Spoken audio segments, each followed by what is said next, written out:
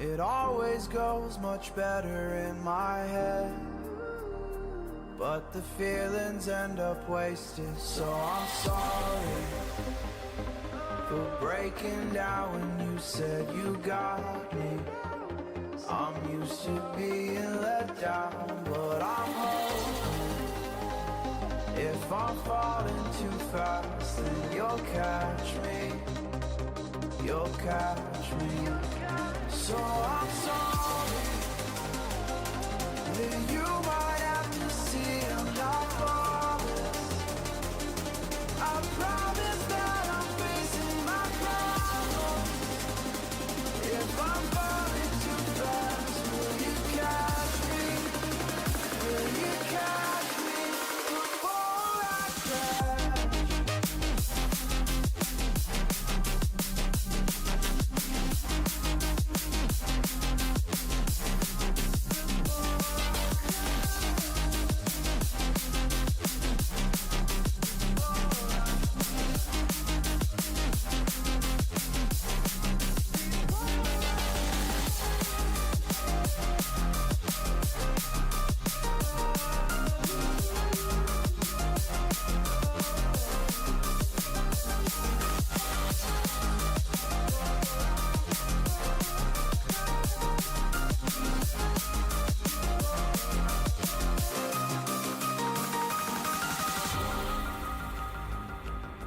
I'm so afraid that you'll run out of patience.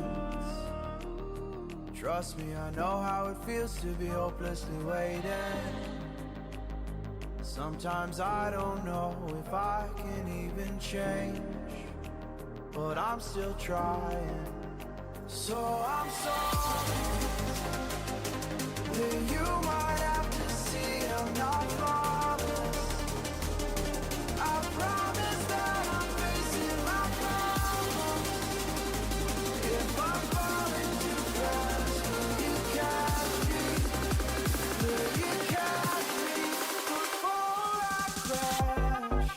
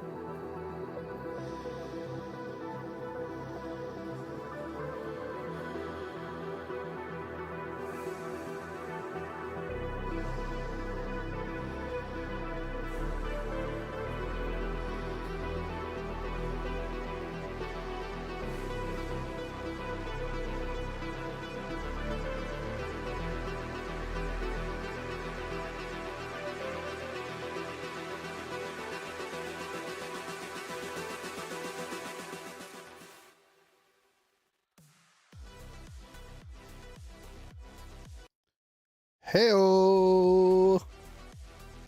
Hello. Hello, everyone. We are here,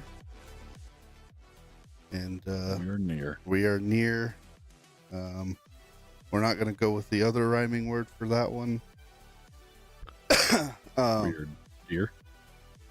We are dear. We're dear to some people. Maybe not everyone, but you know, We are merely veterans. it's true. We are merely brothers. I look good in the mirror. Yeah, I guess. I mean, Oh, we can keep going if you want. no, I mean, beauty's in the eye of the beholder, I guess. So, I mean, yeah, It's in the eye of the seer. the Seer. beholder. Yeah, No, the seer. beholder. Right. Yeah. Anyway, Who wants to be a beholder? we have some big news. So, a significant announcement to start our stream off. We have made the decision collectively to no longer do weekly talk show episodes. We've decided that we're going to move it to a monthly thing. It'll change format a little bit. It won't be so freelance and off topic and random. It's going to be a little bit more structured. We're going to provide just veteran updates that, maybe some changes from the VA. They send out, a monthly newsletter we can review. We'll talk about, gaming news over the past 30 days and RUM news over the past 30 days. So it's going to be more structured. It's going to be one of those things when you show up, you're going to know what you're going to get. You're going to, know what information's coming from us. So it should be good. It'll be exciting. More informative. Yeah, more informative rather than just a talk show. Right. But that does not mean that the stream day is going away. We are likely going to be replacing it with a mythic dungeon progression team. We have the team together. We just finalized it today. So we're going to be pressing mythic plus dungeons and Warcraft for the War Within expansion that comes out on the 30th, I believe. Yeah, I think it's the 28th or something. 30th, 28th, something like that. 2 weeks. So yeah, look forward to that. Stay tuned for that. So you'll get to see some cool WoW gameplay. Our intention is to get really good to the point of maybe entering one of Blizzard's tournaments. So that'll be exciting. Definitely tune in, follow along, so you can keep up with our progression as we go through that journey. Should be fun. I think going back to the monthly recap or RUM-Gaming news, veteran news stream. I'd like to start doing more things like we did last week. As far as the veteran portion, have more like guest veteran speakers. Yeah, come out here, reaching out to people like Regiment, whatnot. Yeah. Maybe every other month actually have somebody here to give their insight to their veteran side of the world. Yeah, maybe give if they know of different resources or are supported by different resources, they can enlighten everybody. I think it'll be a good thing. I want to try and get it so that we can have FC1 Margie's on more often. I think it'd be fun to have him kind of check in every once in a while, because he's going to be on a carrier deployed. So it might be interesting if his connection's good enough to hear him hop into Discord and have a little over voice chat with us, and he can talk about his experiences on his current deployment and what it's like being on the big carrier and everything like that. So we'll see if we can work stuff like that out too. It should be fun. I'd say, or reach out to some of the live soldiers and veterans that do just quick video clips and whatnot too. Yeah. Like the like fan mail, but we do. Uh-oh. He froze. What? Oh, you're back. Might have been my connection. No, I guess. yeah, Discord wigged out there for a second. You're gonna have to repeat yourself, sir. I'll send kind of like fan mail. We could do like fan videos where we have live soldiers and veterans send us, video clips. Yeah. We do, like a lot of shows do. Yeah, where you get, absolutely. like, your bag of, maybe I'm showing my age. Like back in the 90s, they drag a big mail bag out onto the stage and literally pull out letters. Yeah. But it's like we could do that with like videos, instead of coordinating time and whatnot. You could always have people pre-recorded videos. Just people want to give us a shout out or shout out their, squad or company or whatever, whatever branch you're in, depending on what you call it. Right. What did you call yours?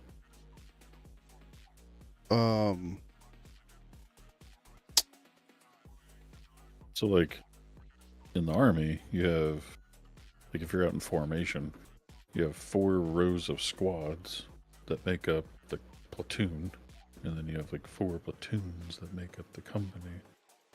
No, I mean that's not really how it works in the Navy. I mean, you have like the squadron, right? So like, for example, for me, it was VP1. That was my squadron, right?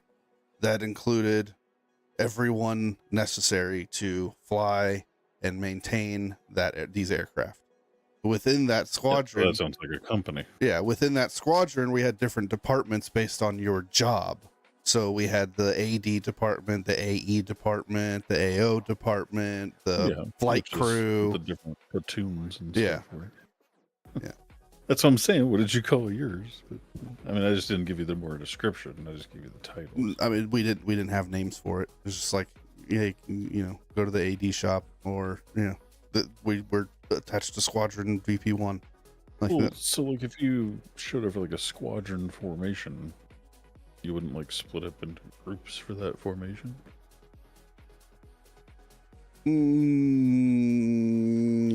Yes, kind of, by rate. By job. So like all like 100 people are just standing in order by rank? Yeah, pretty much. Fuck. Yeah. Okay. Like whenever, like if we were to get like a command picture done, we're not all separated. We're all just kind of like standing in a big arc. We're all part of the same squadron. There's no real divisions in between it. Yeah, if we get a picture, yeah, but like, so we in the Army had to show up every morning for morning exercise, and even like, other activity, anywhere we form up, period. Yeah.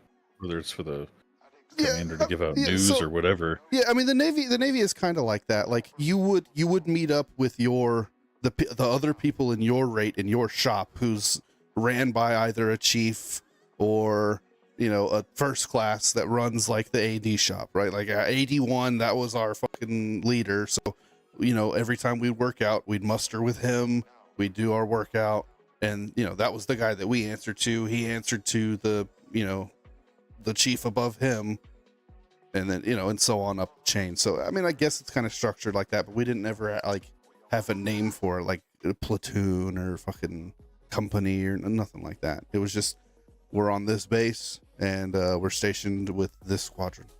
VP1. So just trying to find let me see.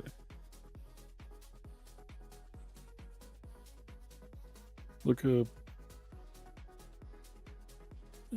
Fuck, that's weird as shit. Let's try and Google something real quick, and like doesn't even really work out.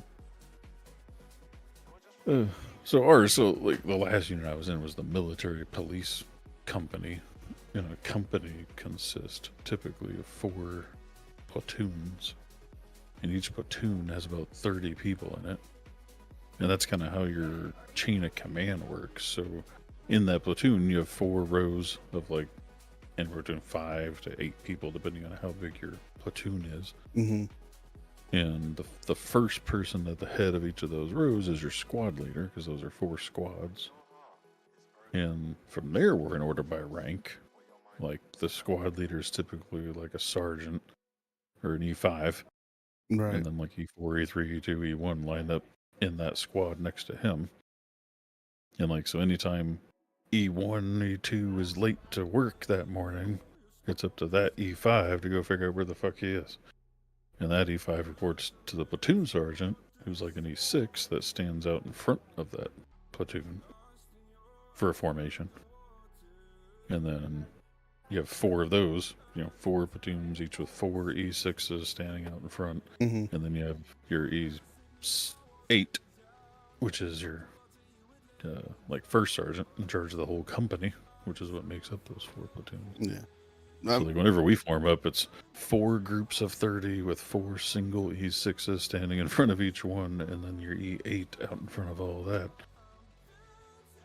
Yeah, I mean, I guess it's kind of like that in the Navy, but like I said, we didn't ever have like names for it. It was just, here's your shop, there's your shop supervisor. They're fucking, Yeah. Yeah, no, we never like called it companies, platoons, or nothing like that. It was just, form up with your fucking shop. Well, but you did call it something like that. You called it whatever shop you were in. Yeah. Just yours was more specific, whereas everybody was just platoon 1, platoon 2. Yeah. Yeah, no, it's like, in the AD shop, right, you have your lower enlisted, your E1s, 2s, and 3s, who report to the E4s and E5s, and then the E5s take that and they report to the E6 or E7, and then, so on and so forth. And then that E7 of that shop will report to, like, the QC division, which is like the seniors and master chiefs that, kind of cover all of the different maintenance shops, and then the, flight crew and all that, so yeah, I mean, it's similar, but like I said, we didn't have any formal names for it. The structure's the same, but the emphasis put on the naming and the, doesn't exist. Yeah. So your squadron, so typically in the Army, the first platoon is made up of all like operations for the company. Mm-hmm. So you'll have like your communications, mechanic, medics, staff personnel, like your clerks and whatnot. And a few other things like the arms room people, the people that maintain the weapons. Right. Yeah. So that's typically what your first platoon is all those. And it sounds like your whole squadron was that. So instead of having 5 mechanics, you had a platoon of mechanics. Instead of 5 commo, you had a platoon of commo. Yes. Yeah, that's exactly how that works. Yeah. So that's why it's like, with me being the military police, platoon 2, 3, and 4 was all military police. Yeah. And they all had, different taskings they had to do. But then first platoon was like squad 1 was mechanics, squad 2 was like combo and medics, squad 3 was arms dealer. Arms dealer. Arms room. Yeah. Gotta love those military arms dealers. Make sure you take care of them guys, man. Yeah. Cooks and shit, all those people. Support. Yeah. Support. That's what I was thinking of. Support group or positions. It sounds like your whole squadron was, I guess it makes sense because it's a much bigger operation. Yeah. Yeah, I mean, So ours is just a little bit more small knit, basically. Because even when I was in, like, Germany, I don't even know what the fuck everybody did when I was in Germany. It's kind of weird. Yeah, I mean, because like for my squadron, I mean, we would have 6 birds or more, under our watch. Then when we would deploy, we'd have 3 to 4 birds go to 2 different, sometimes even 3 different locations across the world. So we have to have personnel to support 2 to 3 birds in 3 different locations around the world, all working under one squadron, seamlessly integrated with each other. So yeah, there's a lot of people. Yeah. It's very specific and specialized. I mean, that part sort of bleeds over to the Army. Just the Army was more spread out already. Yeah.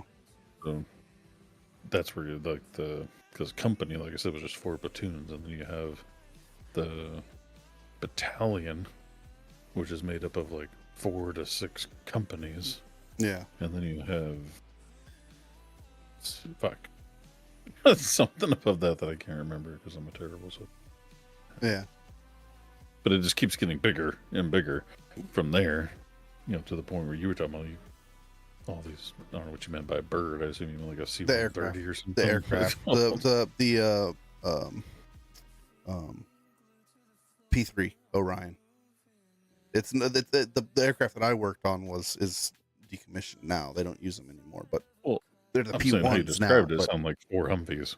If Well, 4 Humvees go in 4 different directions, yeah, I don't see why you would need a ton of people. well, because you have to have a team that can work on each individual bird. So you have to have at least one team per aircraft.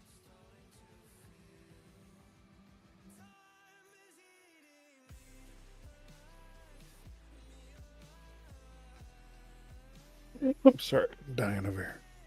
I'm trying to hold it back.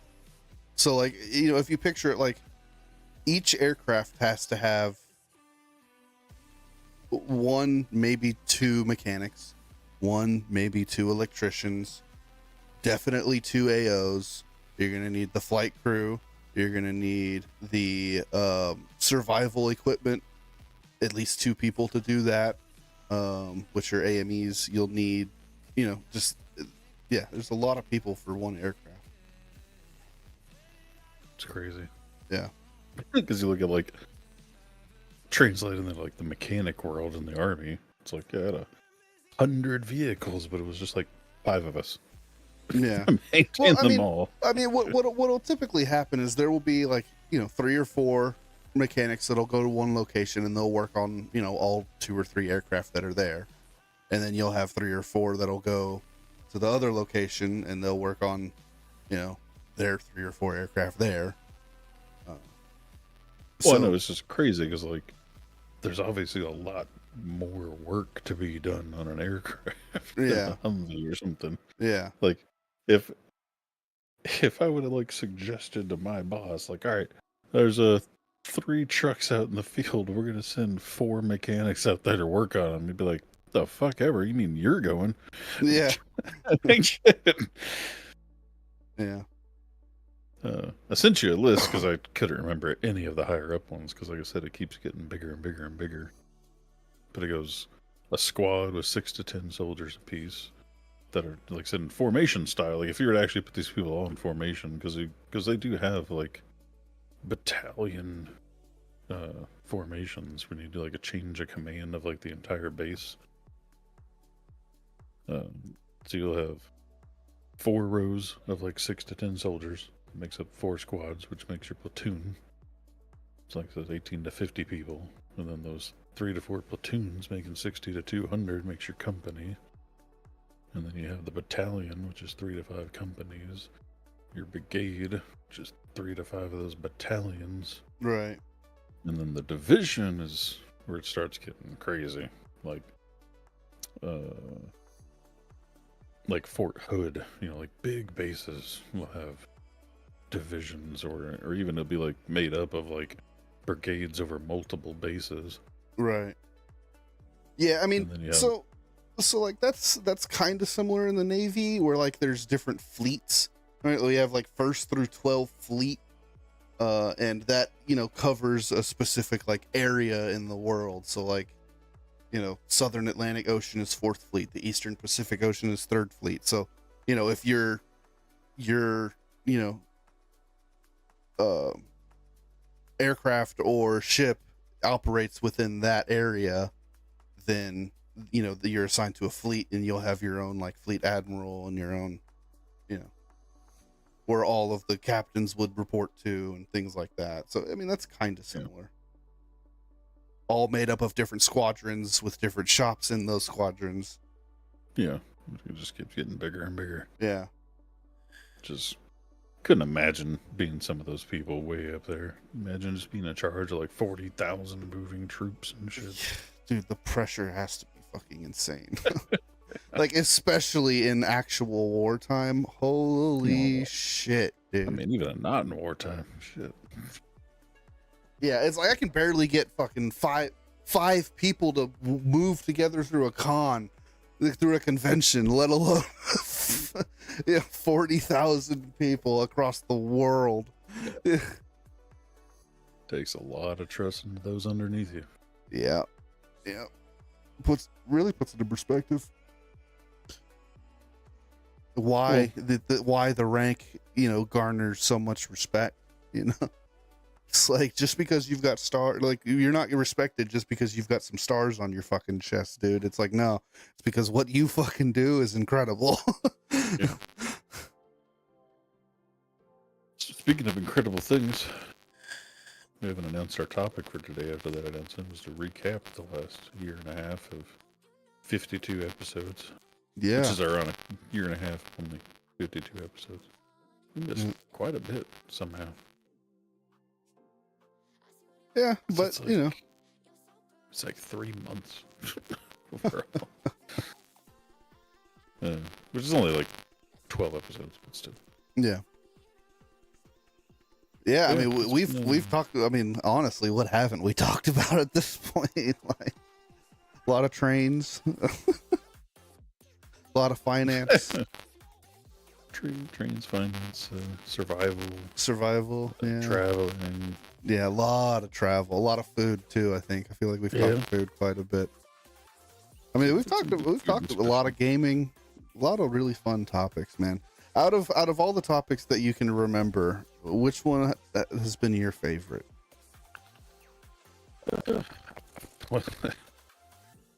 Favorite is a loose word. The one I think was the one that I keep thinking about is our finance discussions, because that's something that will, both of these, so the finance and the survival go bag discussion are the two that I've always gonna stick with me, because they were always with me prior to the discussions as well.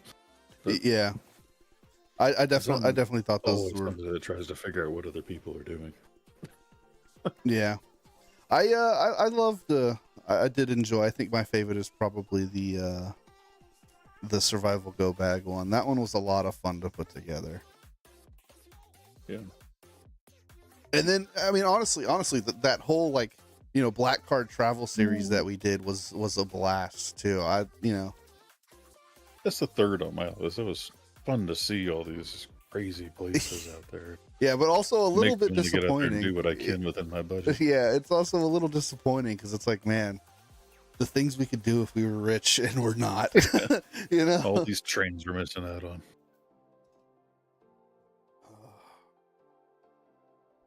But no, the finance one is always fascinating to me, because it kind of ties into one discussion I wish we kind of would have went over was like what people do in their spare time. Like, you got your 40 hours of work a week, and then what do you do with the rest of the time? How much do you spend sleeping? How much do you spend watching TV, gaming, whatever? Yeah, I mean, as well as just different hobbies that people have, because it's always fascinated me, because I pretty much spend 40 hours a week and about 40 hours gaming and about 40 hours sleeping a week. Yeah. Super balanced, 40. And then it's just, we have several friends or people I've met over my lifetime, that talk about, like, oh, they're just so busy. And I'm like, with what? Like, what are you doing? It's so busy. Like, I don't get it. I mean, like me, the thing is, you could say, hey, the third Thursday in November, you want to go get lunch? I'd be like, got you. Well, I mean, my or thing dinner. is, Lunch will be at work. I think people, and I'm guilty of it too from time to time, but I think people like to use the word busy in lieu of, I would prefer to do something else. It's like, if I'd prefer to just like watch a movie with the wife or something, I'm just going to tell you, no, I can't do it. I'm busy. I don't want to have to give you a full explanation. No, I want to watch a movie with the wife instead and make you feel like shit. I'm just going to tell you I'm busy. See, and that's always been one of my theories or assumptions with most people. And that's why it fucks with me, because I'll just say, I don't feel like it. Maybe another time. Yeah. Yeah, I mean, but that can be harsh to some people. Some people just take that the wrong way and they get their feelings hurt. And so, just to be safe, to say, no, I can't, I'm busy, I'm sorry. It's a lot easier to absorb than somebody saying, no, I don't want to. You The know? problem though is, as somebody that gets told that, if you say it too often, well, then I just stop inviting you. Like, Jason's always busy. Yeah. I'm not even gonna bother. Yeah. But on the flip side, as somebody like me that always doesn't say I'm busy, I just say, no, I don't really feel like it. We're not interested, or whatever. Well, then people start thinking, oh, Jay's never interested in shit. Yeah. I'm just never going to invite him. And it's like, God damn it. Yeah. There's no like happy medium to like, look, just because I say not today 5 times in a row doesn't mean I don't want to go the 6th time. Yeah. Like, shit. But that one constantly. Well, it's also just the people that say, I don't have time for gaming. And it's like, you don't have time? Or you don't want to make the time. Yeah, there's, I mean, I'll be fully transparent. There are times where I just don't want to sit at my damn computer. You know, I don't feel like sitting in this chair behind this desk. As much as I may want to play a game, I don't want to. Which is why it's a fascinating thing in my head all the time, because of the sleep apnea. If I'm not actively engaged in something like a game, I'm falling asleep. You're falling asleep, yeah. Like, I struggle to, like, I can't binge watch TV shows anymore like some people do. Yeah. I can watch 2-3 episodes sometimes, and then I'm fucking nodding off. Like, I'm not gonna make it.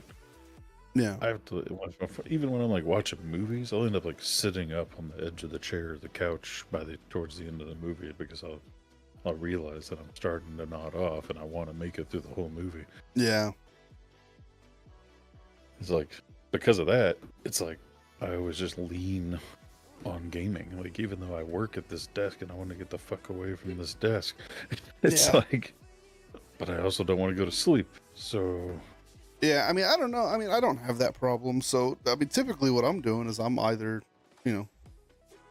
watching stuff on the couch, just enjoying being on the couch and away from my desk, or, in the backyard with the dogs, or I'm out golfing. Like, there's things that I'm doing.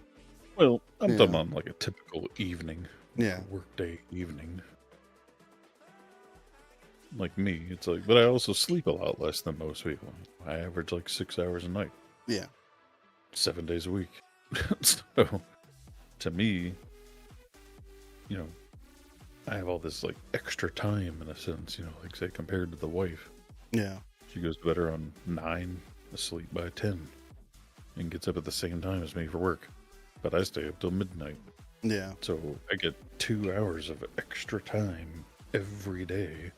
So it's like, when you compare like my gaming hours to hers, like, well, I automatically have about 10 more hours a week of spare time.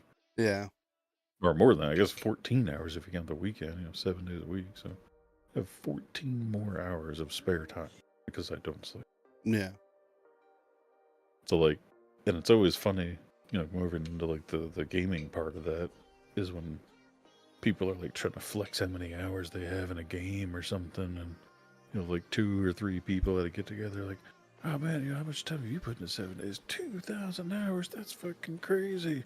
Yeah. I've only got 1,000, and I'm like, I shouldn't even mention mine. I'll just stay quiet over here. Yeah, it's almost like bragging about your game hours. It's like, I don't know if that's a brag, honestly. Like, I don't know if you should be proud of that. Well, people look at it, how much you enjoy it, how much you're dedicated sure. to it, It's just funny though, and they're like shocked at 2,000, and I'm like, oh yeah, I remember my first year playing that game. Yeah. I remember my first 6 months. Yeah. Yeah. I mean, even we've compared like mine to yours. Like my whole account. Like your whole Steam account doesn't even add up to like my Arc hours. Yeah, that's true. Like you could add all of my game hours in Steam together and it's less than the time you've spent in Arc alone. Yeah. And you have multiple games in your list with those kind of Arc numbers too. Like you have like 3 games that beat my entire total. Yeah. And let's not even talk about WoW. Yeah, I was saying, me and Adam fell down the rabbit hole of adding our WoW time together. Oof. That's probably I really thought years, literal years of in-game time, right? I mean, so Steam, but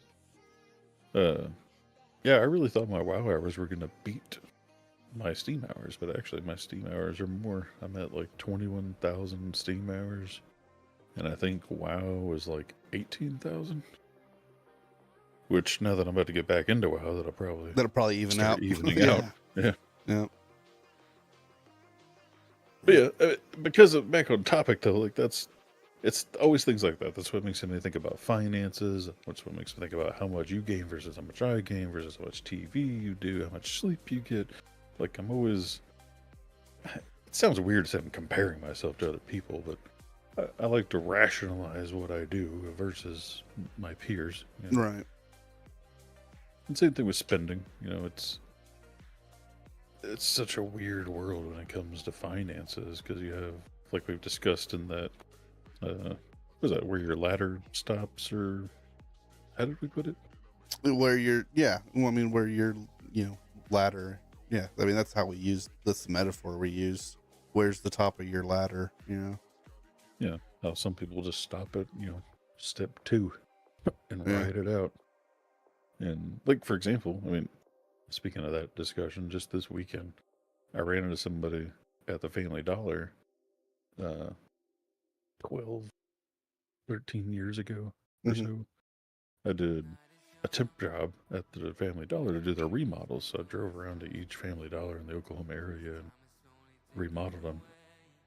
And did the application, and it was based out of the Bartlesville one. Right. So we'd like meet at the Bartlesville one and then drive out where we're going. And there's a lady working there that was working there when I did that temp job. She's still there. Yeah. Like 14 years into the Family Dollar, like cashier, Family Dollar. It's like one person that runs the whole damn place. And it was just interesting. It's like, man, not that, I'm sure it's not bad, but it's just like, I just couldn't imagine staying at Family Dollar forever. Yeah.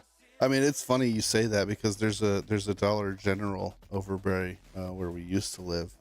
That's had that has like at least 2 people that have been there for like ever. And it's like, man, you must be able to survive perfectly fine on what Dollar General pays. Or Dollar General is paying pretty well because I don't know. But when you think about it, though, not everybody aims high. Yeah. Everybody's aim is at different levels. Yeah. You were aiming for a $400,000 house. Other people are fine with a $30,000 house. Yeah. It's what you find acceptable in your life. And, to some extent, you kind of get stuck there. A lot of people end up in a rut. Just can't seem to get their way out of it and just get accustomed to that rut. Yeah. I mean, I get it to a certain degree. I was kind of that way at DSR. Where I was just like, this is familiar. Keep going and keep going and keep going. Yeah. Like I should have got out a long time ago, but I just kept going. Because it wasn't bad, but it wasn't great either. Yeah. Yeah. But yeah, but it's because of that with the finance ones, I'm always constantly thinking about that. You got people that are out there just dropping money left and right. Grace is coming to stalk me. Good night.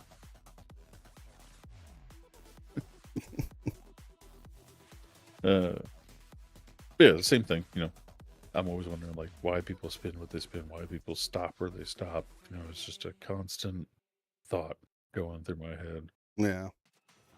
And especially with my own personal financial changes, some of y'all know about, it's now really constantly thinking about it. Where it's like, man, like it's just you make a little bit more money and it changes your fucking life. Yeah. Perspectives. Yeah. Yeah. I mean, I found out just recently that I am going to be getting a raise soon. I don't exactly know how much because I haven't determined that yet. But my boss did just tell me recently that I am getting a raise, so I'm super stoked about that. That's going to be nice. And the fact that I might also be lowering my mortgage payment, that's going to be cool too. I'm looking forward to 6 months from now when we finally pay off a lot of these debt. But Yeah. we're kind of just going to be trading them, I guess, for a little while. Yeah. I want to pay off the air conditioner, the windows, and the credit card, and then we're going to turn around and buy like a brand new 2025 car. Yeah. And then we also want to get like a home improvement loan out to just get like all the improvements we want done at once and then just pay it off. Yeah. That's a good So idea. we're just going to be trading our debts from like 3 or 4 debts to just those 2. Yeah. And then hopefully a couple of years from then, those 2 will be gone and we'll be good for a while. But yeah, back to the point. That's why that's one of my favorites, because it's something that's always on my mind. And the same thing with survival. I play all these survival games, and one of my favorite TV shows are survival TV shows. And so to, design our own personal survival bag was a very fun activity. Yeah. Yeah. That was favorite subjects in general. Yeah, I enjoyed doing that. It was really thought provoking. Like, just put your money where your mouth is. You think you can do it. Let's put your go bag together. Let's see what you got. Let's see if you're smart as you fucking think you are. Like me, I'm gonna be like, I'm a soldier. I can do anything. All right, prove it. Yeah, prove it. What are you gonna put in your bug out bag? Oh, you're gonna put fucking straws? Really? Like, you're gonna bring your fucking teddy bear too? What the fuck? Man, I'm gonna bring Alf. I still have it's random point of conversation there. I have my childhood version of a teddy bear. I It do was a too. little Alf puppet, I do too. and I still have it somewhere. I don't know where. I couldn't go and grab it, but I have my childhood teddy bear was always a Winnie the Pooh teddy bear, and I still have it. Yeah, to this day, I know exactly where it's at. Now, it's funny you mentioned, chiming in with what Gert was saying. There's no way you have just 2,000 hours in Call of Duty, sir. I don't think you realize how many hours you can rack up over the years. Yeah, Especially because that's the only game you play. yeah. You have you. I'm almost positive you have more than 2,000 hours. Yeah, I mean, even if you just average it to 2 hours a day times 365 days, I mean, that's 700 hours a year. Yeah, And you've been playing for how many years? Like, shit. yeah, Maybe this current season or whatever, or expansion, 2,000 Yeah. hours. And the gas station clerk. It's interesting because I've known a lot of people that stick with the gas station industry, and some of it is about happiness and just doing something you enjoy. What's it called? Shane's wife is in like the gas station industry, but they like pay her well. As long as you're working for like an actual like corporate gas station, right. like Quick Trip or something, or Buc-ee's. Dude, okay, Gas you know what? station would be Speaking about Buc-ee's, man, Buc-ee's is one of those. They have posters outside of every Buc-ee's saying their pay scale. They pay well. Yeah, I told the wife, I was like, man, if I lived near a Buc-ee's, I'd probably quit my job and go be a brisket chopper. Dude, like, fuck. the people Buc-ee's pays good money, dude. Yeah. If you're ever hard up for a fucking job, go to Buc-ee's. They'll pay you well. Yeah. Like minimum wage is like $18 Yeah, an hour. yeah. for Their job lowest there. paying job is fucking $18 an hour. And then it was a $2 pay differential for if you work overnights. Yeah. Like, jeez. Working there sucks. I don't give a fuck, dude. If they're putting money in your fucking pocket, good money, it doesn't give a deal with it, dude. They're paying you well. Be back there and be the kalashi maker all day. Fuck yeah, dude. I'll fucking pack up people's beef jerky. I don't give a damn. Yeah, but I mean, every job's gonna have its ups and downs. I'm Yeah. sure there's You can go to schedules or being overworked or every company in the US and somebody is gonna have something to say. yeah. But so back to you though. So I've been rambling on about mine for a while. You said the bug out bag. Was there any other ones that stood Yeah, out for you? the bug out bag one was fun, and I think probably my second, very close second, was specifically the Japan black card travel episode. That one was a blast because I think I could really pinpoint one of the travel locations. The whole experience was fun. yeah, I mean, yeah, absolutely, but specifically the Japan because I mean, and I said it during the episode. I've always, talked about how much I want to go to Japan and how much I, enjoy the culture out there, but I've never like actually like sat down and put together an itinerary and actually like put hard thought into what I would want to do when I got there. And so that was really fun. I think, some of the other things we talked about was like we did conspiracy theories once or twice, and Yeah, we did a couple. always talked about going back to it. Yeah, I think we were waiting on some more to kind of like pop up. Well, we kind of did similar. We did the weird news stories. That was Yeah, weird news. We've done a couple on like interesting news stories. We did holiday traditions. Yeah, that was a good one.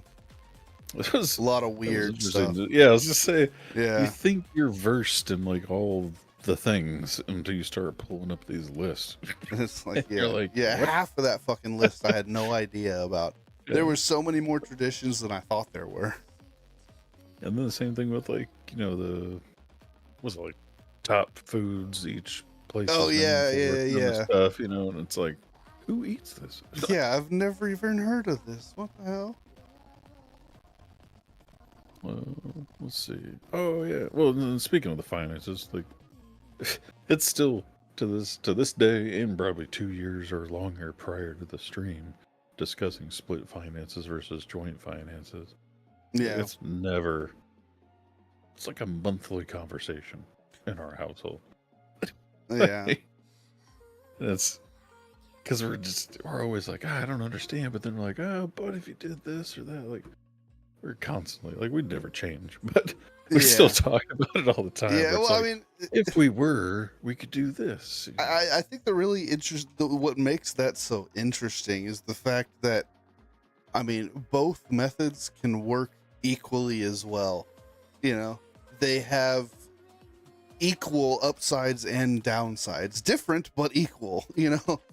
It's an interesting thing because they're so different, but very similar in a sense that like, they both work. I'm tempted to be the guinea pig one day and do what me and the wife talked about, which was kind of like a half and half, where we basically give each other like an allowance in a sense. Yeah. Like we'll have our group account, and then we'll have like my account and her account. In our case, we probably make it easy and it'd all just be through USAA and just have like 3 separate little accounts. Yeah.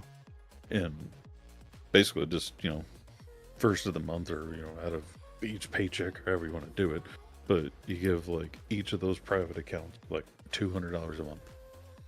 And with that money, you can do whatever you want. You don't have to ask if we can afford it or whatever. Like that's your guilt-free spending money. Yeah. And yeah, we're just I'm still curious how that would work out, because it's like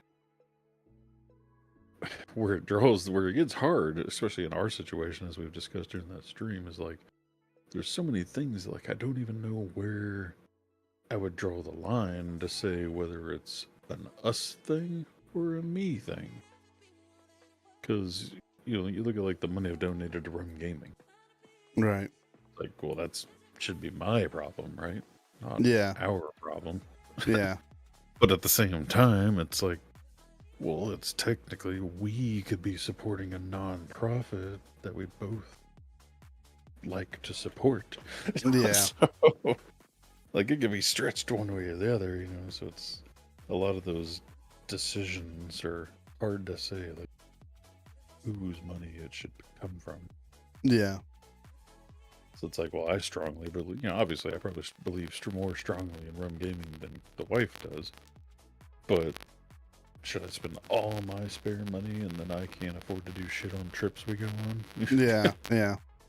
Yeah, I mean, So, it's interesting because there are a lot of people out there that are of the mindset, and there's nothing wrong with it, but that have the mindset that, you know, a marriage is a unity. You know, it's no longer you and her, y'all are one, right? It's not your money and her money, it's y'all's money.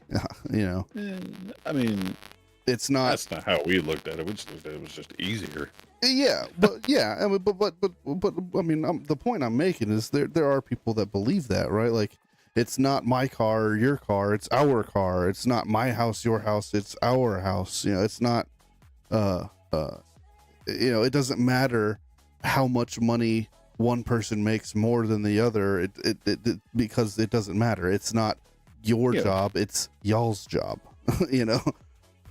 I mean, we don't call it that. Right, but the I mean, mindset, some of those are you know obvious. what I mean? Obviously, it's our house, our car. Yeah, But it's her books, my 3D printing stuff. yeah, You know? yeah. But there are people that think that that's just not how it is. It's like, it's y'all's books, it's y'all's 3D printing stuff because it was spent with y'all's money, because y'all are a marriage, y'all are one. Y'all, according to the law, y'all are a single entity. Well, yeah. But I'm not going to go and sell her books. She's not going to get rid of any of my stuff. Yeah, you know? of course. But at the same time, one of us isn't making any decision about the car. We're making a decision. Right. About it. Yeah. It's interesting. The thing, I think that I think it all really just depends on how you start off. Because like we started off where I was the only one working. Yeah.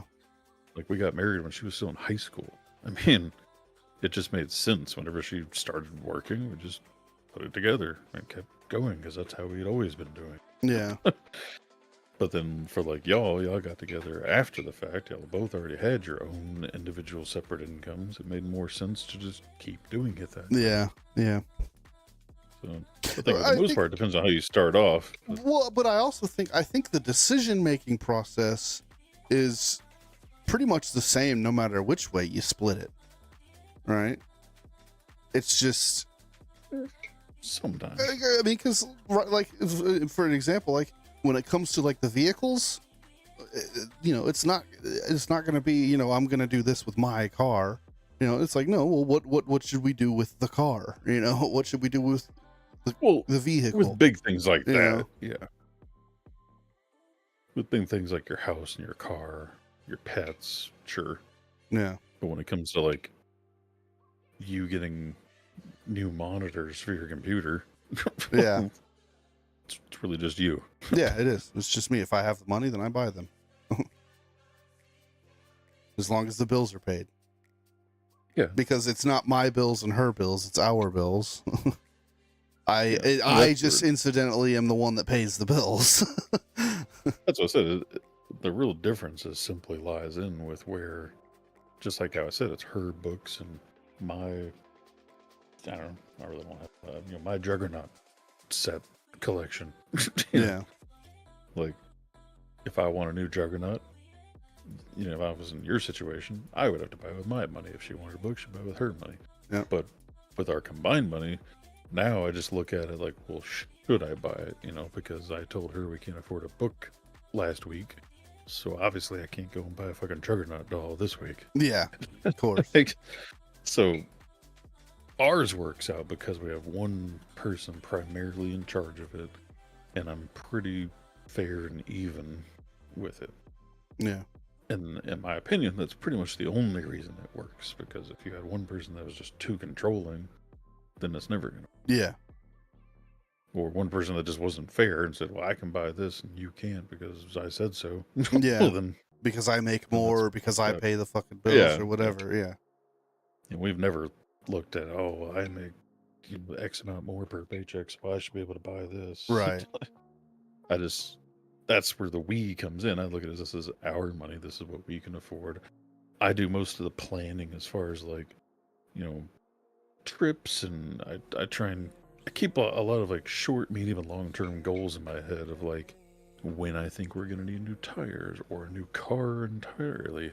Yeah. Or, you know, big things like that. I always keep floating in my head. I try and budget out each year for at least one good family trip, Grace's birthday, Christmas, Yeah. things like that. So I kind of keep an ongoing floating budget of our entire household and the next 12 months of spending. And that's how I justify, like I know the wife really wants this. So whenever I see that we have a gap in spending versus how much money we have, we have floating money basically, then I'm like, all right, you know what? Fuck it. Let's go ahead and get that for you. Yeah. Gert, that's how Shelby and I operate too. If she wants to go out and do stuff with her friends, that's her money. She can go do what she wants. Just as long as the bills are paid, whatever's left doesn't matter. Yeah. Which is a nice concept, but like in our situation, like I said, planning out for things like those tires and the trips and buying a new car and all that, like it's, again, like we said in the beginning, each has their pros and cons. Yeah. You get to freely do what you want as long as your bills are paid. Yeah. We have to plan it out for the entire year. Yeah. I will say the one thing that is difficult about having separate accounts, separate money, is a savings. It's difficult to organize a savings.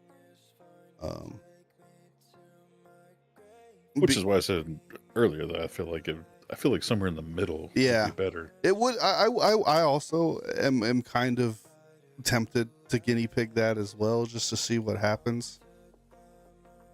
Which you could do like the reverse, have a community account that you each agree to put X amount into. Yeah.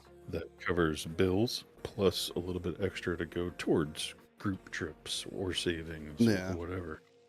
And then it's whatever you have left over as you're spending. Yeah. It's a thought. That's definitely something I think worth trying for sure. Yeah. I think for split income, trying to be more combined, you'd be better off having a combined, bill and saving account. Yeah, exactly. But for us going from combined to split, I think we'd be better off having two separate allowance accounts. Yeah, I agree. I think it would be the same concept, just for the combined account would be for different purposes. Yeah. Because ours, like I said, we're used to balancing it through the whole year, so I would rather just keep that. Yeah. And then not have to worry about telling you yes or no. Just you have your allowance. You can save it up as you want. Buy big things, buy 20 little things. That's up to you. Yeah. It's not a bad idea. I might pitch that to the wife, see what she says. Yeah. Because you could set, you could set an auto draft and you wouldn't even see that fucking money, Yeah, like I say, you just come up with an amount, here's our total bills, plus average, car repair, dog maintenance, things like that. So, if your normal bills is $2,000 a month, well, let's each put $1,300 a month into the account. That way we cover the bills, have a $600 floater that just gets added up, and at the end of the year, you have that $600 times 12 to decide, well, we're going to take a trip with what's left over, or just save it, or hold it over to next year. Yeah, not a bad idea.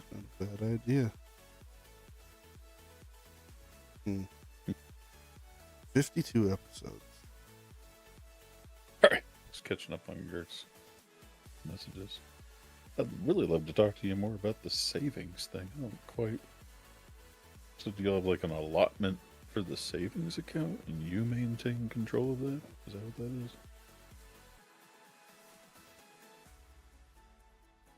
Yeah, because like the way that we work, the way that Shelby and I operate right now is Shelby is pretty much the one that, puts in and manages the savings account. I don't really ever put money into it or manage it. She controls all of it. Yeah, but y'all do yours a little differently. Where like, don't you pay like most of the bills with your VA money or some shit? Yeah, I pay most like of y'all the have bills. a weird balance compared to normal split income. Yeah.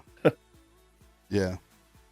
It's because of that VA disability. I mean, Yeah. I make 'Cause you basically have a third significantly, income. yeah, I make significantly more money than she does just because of that disability, and so that tips the scale a little too much.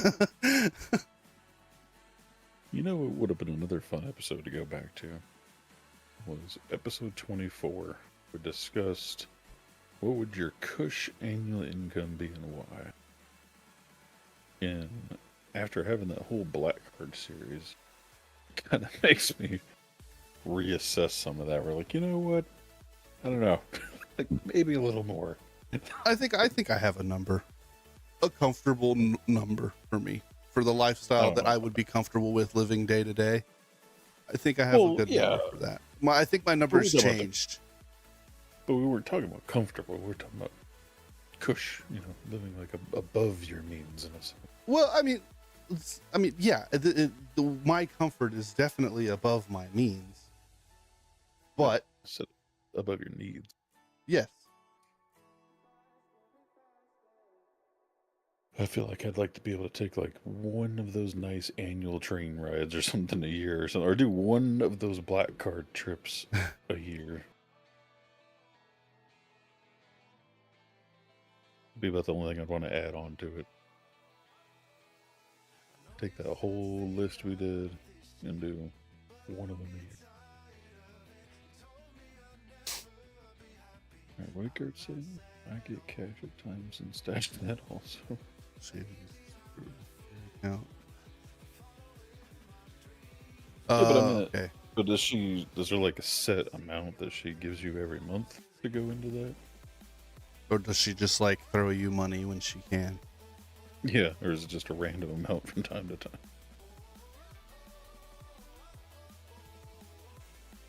What else do we have here? We got state. Oh, dang, man, that's another one I wanted to go back to. Especially recently, the cost of living. Oh yeah. Because I did that example of like the cheapest you could live, right? But I wanted to figure out what would be a happy medium of like what's the most comfortable or nice cheapest you could live.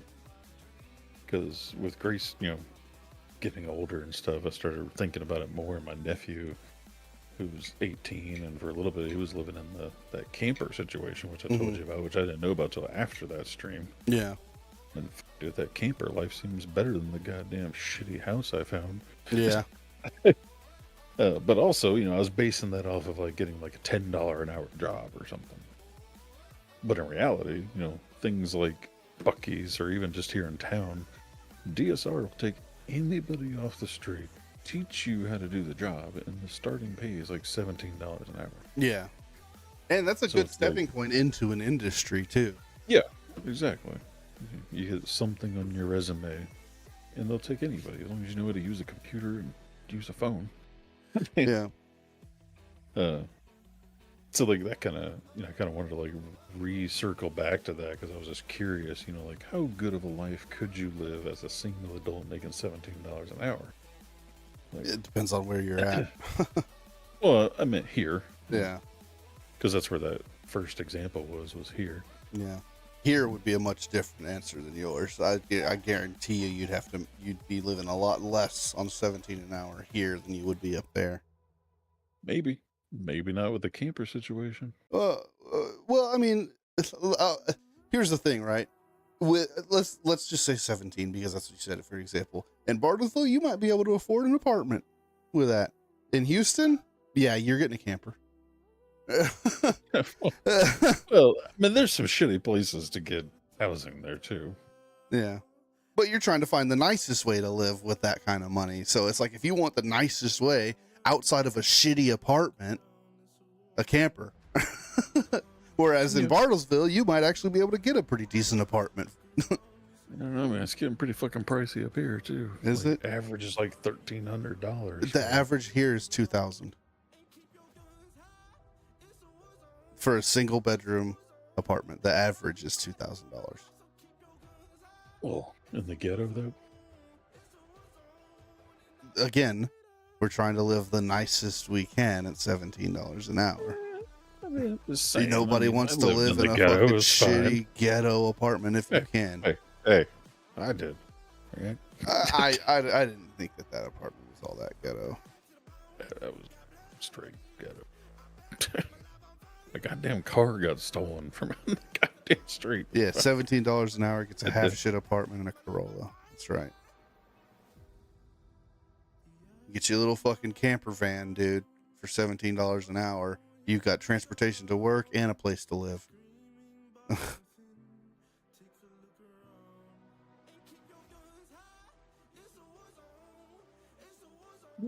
There's some places that look like nice apartments. At least on the picture. I haven't looked outside.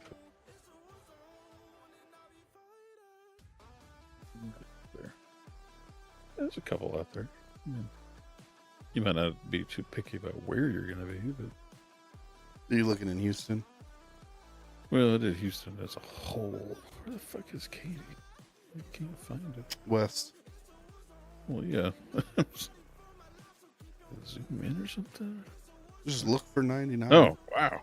It's just further out than I thought. Jesus. Yeah. Yeah. Typical Katie, though. Not a goddamn thing in Katy.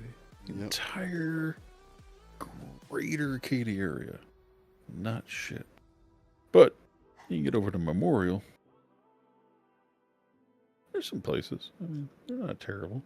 No, I mean, Memorial's a nice Little area, but yeah, $1,000, $900 a month, $989, $930. I mean, it's just for a little basic bitch 1-bedroom apartment. I mean, you're not making a family there. Yeah, that's got to be a tiny ass fucking apartment. Better off going to Sealy. Yeah. What's the square footage on these things? Yeah, it's 760 square feet. Yeah, it's a fucking tiny ass. Sir. Mr. Bougie over here needs to calm down, right? Our first house in Bartlesville here, a 2-bedroom house, was 900 square feet. All right?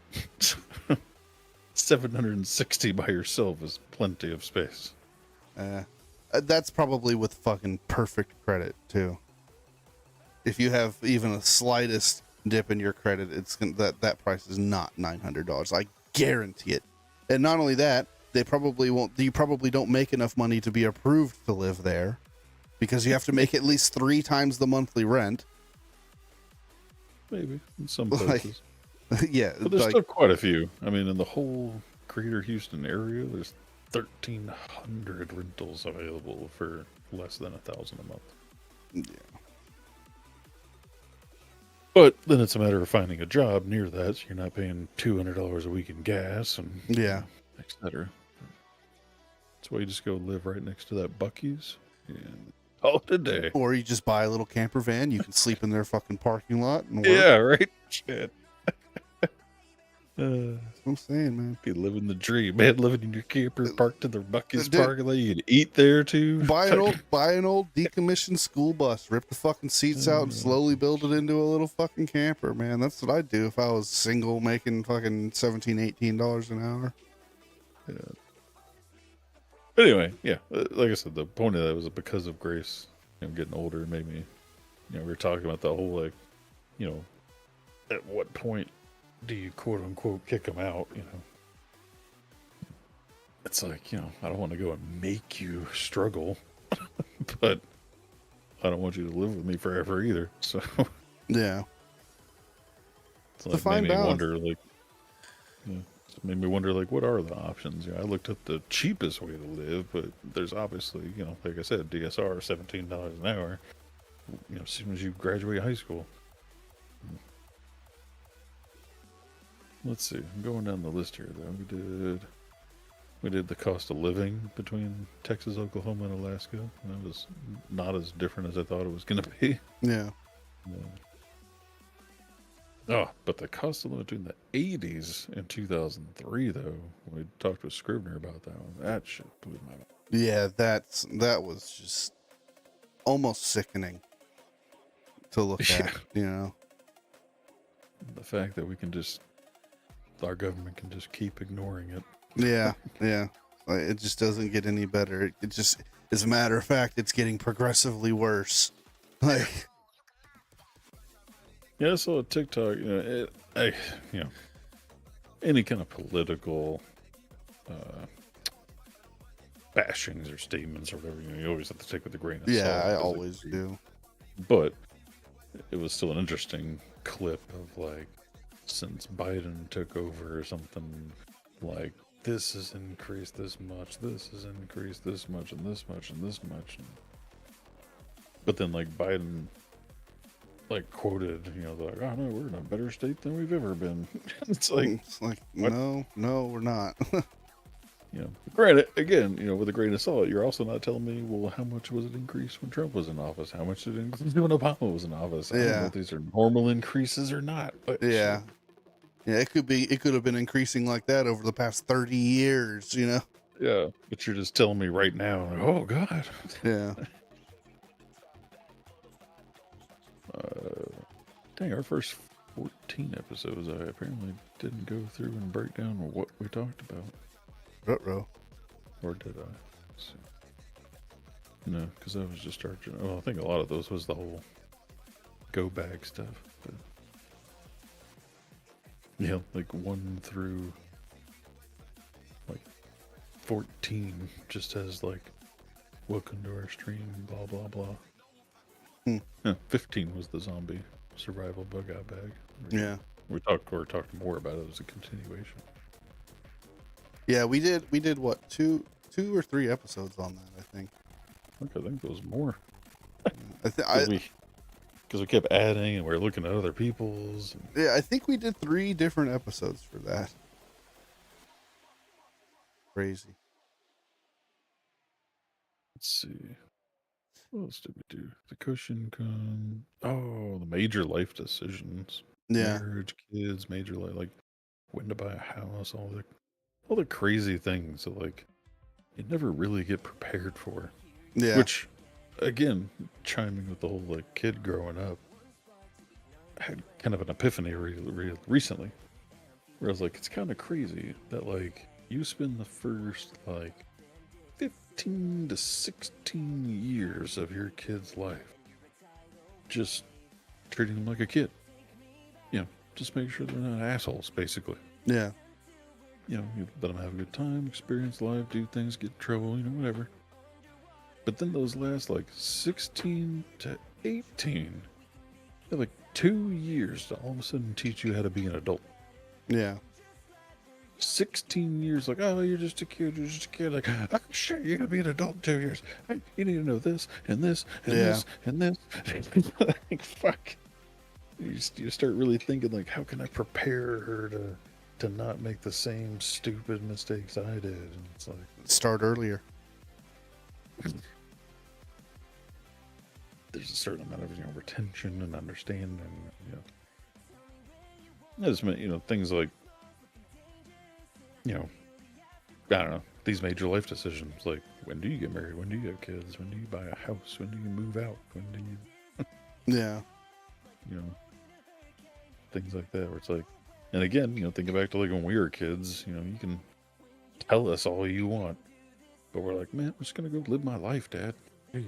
Well, I mean, but the thing is like, that's not, there's no like set formula or answer for that. Like, when do you buy a house?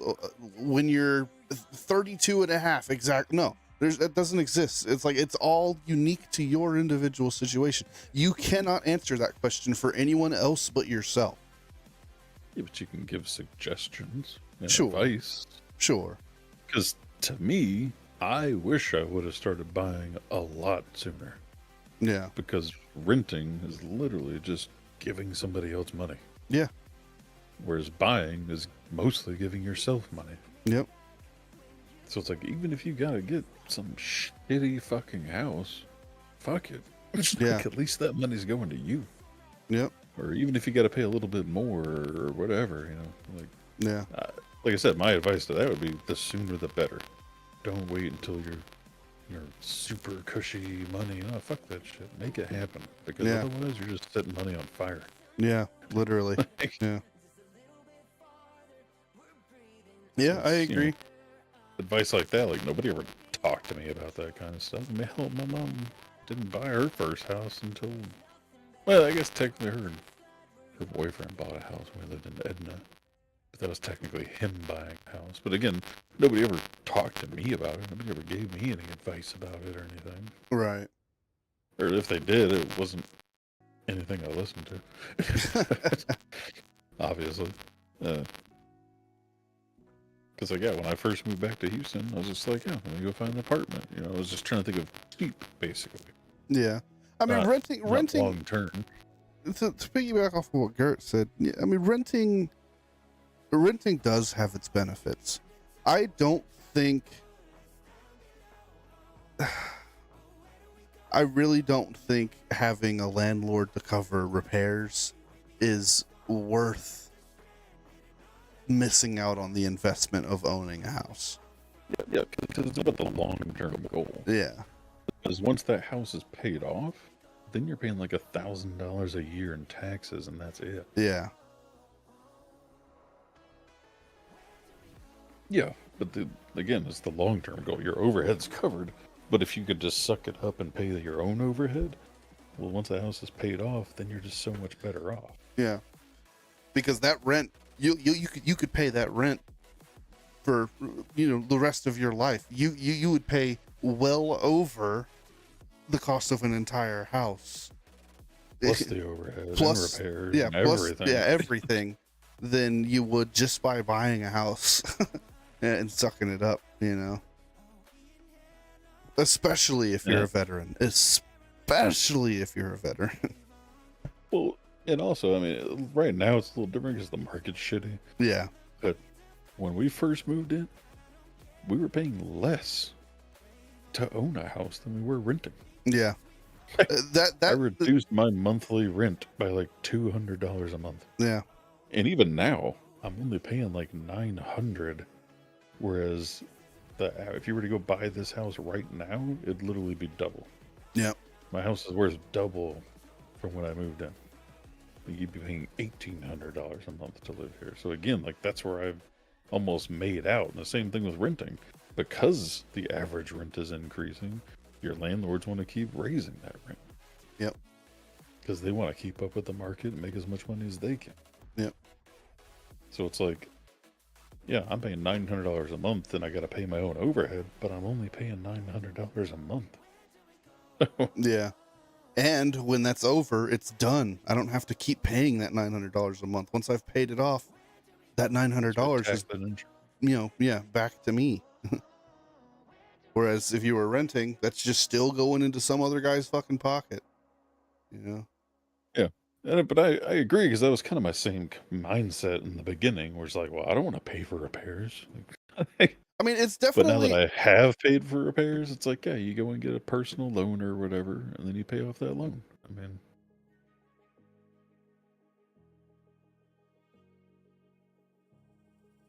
yeah. Yeah.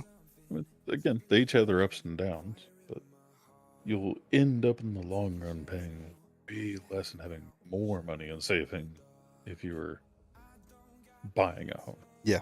Agreed. Of course, the same thing, it all depends on when you're starting. I'm talking about, this is kind of why I want to like pressure Grace in a sense to be like, look, man, when you're like 22, just buy. Yeah. If you can find something you can afford. Yeah.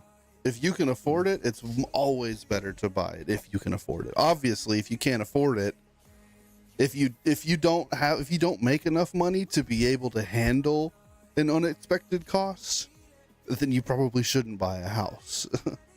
Well, that's what I was saying about the loans, though. As long as you can make the payment on a loan. Yeah, true. That too, yeah. Or keep, even if you got to suck it up and pay the extra interest, have a credit card that has enough to cover most charges, and have that just be your home repair credit card. Yeah. Air conditioner goes out, boom, $5,000 on the credit card, and then you start paying that off. Yep. That's what we're going to do with ours once we get it paid off. That's going to get sealed away, and that's just going to be our unexpected cost credit card. Yeah. And the reason being, unlike other things like buying a brand new car, is sometimes pointless. Because cars do nothing but depreciate. Yeah. Whereas homes do nothing but keep costing more. Yeah. So It's an if Grace were investment. to buy a house at 22 now, well, 5 years later she wants to move. That house is now worth more. Yep.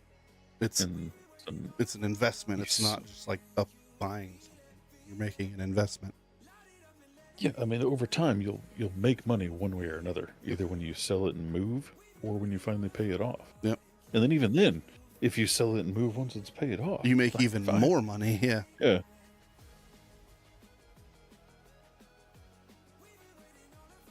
I mean, to an Yeah, extent. but if you're talking about home repairs, you kind of have to do it. Yeah. It's like if So- your fridge goes out, if you don't have the money, it's not like you can just go without a refrigerator. And like, no, you got to buy a fridge. Yeah. Well, but fridges are can be cheap because you can go buy $100 Well, fridge. and yeah, go but buy- I mean, you know what I mean, though. Like, well, yeah, but I was making more serious. Air conditioner. yeah, Nobody just us low-level people don't have $5,000 laying around, so you would have to go get a loan or put it on a credit card. You can't have that mindset like, oh, we can't afford it. Like, just because you can't afford an air conditioner doesn't mean you should rent for the rest of your life. yeah, You should just plan for that and be prepared to go get a loan and pay $100 a month on that loan until the air conditioner is paid. yeah, Now, granted, there's always, the devil's advocate of worst case scenario. Technically, your fucking roof could get blown off, your air conditioner goes out, your water heater blows, you get a fucking water leak in the walls. Like, yeah, you could have shit back to back to back, and you're just kind of fucked. But sometimes you gotta roll the dice, I guess. Well, yeah, of course, if you're renting, the homeowner's going to be responsible for appliance failures, but that's not the point.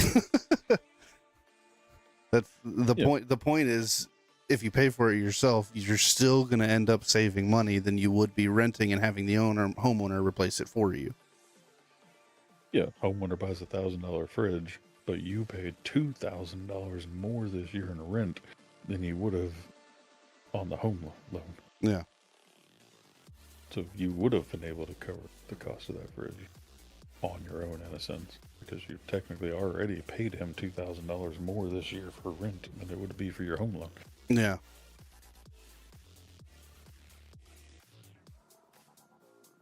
But that's what we're talking about. That's why you got to do something like Jason was saying. They're going to pay off their current credit card, and that credit card is going to specifically be for emergency home repairs. That way, they don't have $2,000 in savings. They can get the new refrigerator on the credit card and then slowly pay it off. Yep.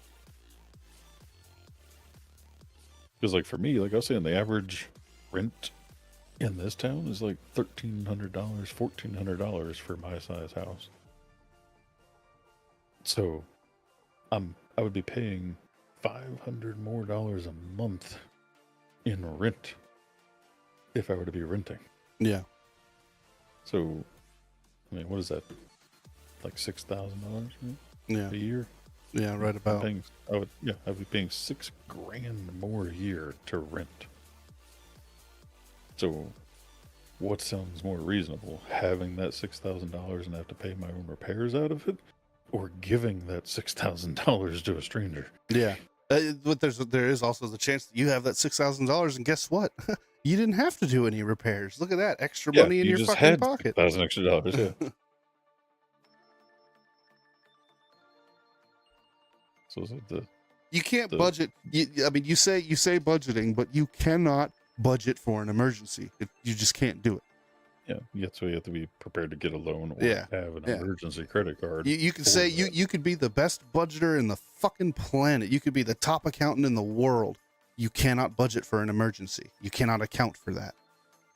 Well, I mean, you can if you have that much extra money. Yeah, if you have that. Yeah, sure. If you could just fucking put $10,000 in a savings account, like, all right, we're good for anything, then yeah, fine. Yeah. That's budgeted. But normal people, you can't budget for that. Well, that's what I was like, not to like beat the dead horse with Gert, but like imagine, let's say again with that $2,000 scenario, imagine your current bills are $2,000 a month, renting, all bills plus rent, $2,000 a month. But now imagine you bought a home, you have a mortgage, and now your total bills are $1,500 a month. So you keep saying like you can't budget for it, But if you had $500 more a month because you went from renting to paying a mortgage, we might have lost the stream. Really? Looks like it's up to me. Maybe mine just froze. Oh, there it goes. Yeah. So, yeah, if you weren't paying $500 more a month for that rent, then you could meet in the middle and say, all right, well, now we're going to put $250 into savings, and we also just have $250 more for spending. Yeah. You know, if you wanted to budget for it versus getting a credit card or a loan whenever something comes up, you just put that $250 a month that you were putting into rent into savings instead. And then, kind of like we were talking about earlier, at the end of the year, you got $10,000 in that account, and if you want to take a bigger vacation, do so, or you want to roll it over to next year, that way you have that $10,000 already for repairs. Yeah. And then, 2 years down, now you got $15,000 in that account, and you can take a $5,000 vacation and keep the $10,000 rolling over. Yep. Specifically for any emergency repairs. Me.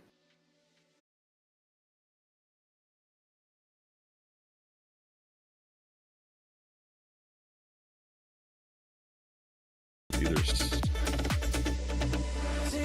the stream still? The computer just like glitched out. All of my screens went blank. Everything froze. I'm back now.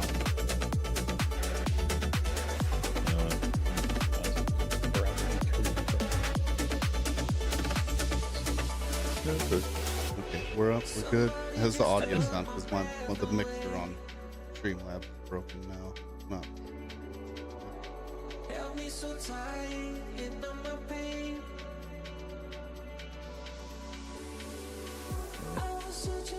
I don't know.